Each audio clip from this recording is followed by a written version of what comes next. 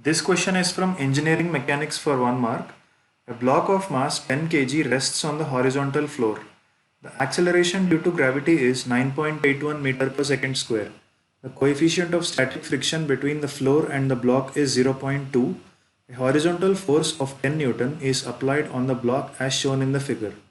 The magnitude of force of friction in Newton on the block is. The accepted answer range for this numerical answer type question is 10 to 10.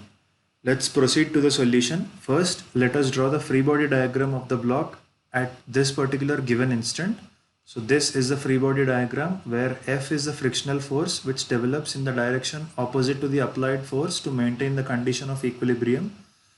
Since mass of the block is given as 10 kg, we will multiply that with the value of 9.81 to get the weight of the block as 98.1 Newton.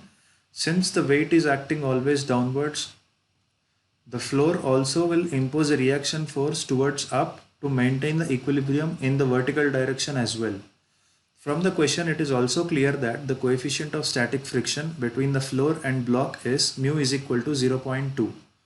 We know that we can write the friction force as F is equal to mu into R. From this, we can calculate the maximum frictional force which can be developed for this particular conditions, that is F max is equal to 0.2 into 98.1, which is the reaction force magnitude. So that will give us the maximum friction force to be 19.62 Newton.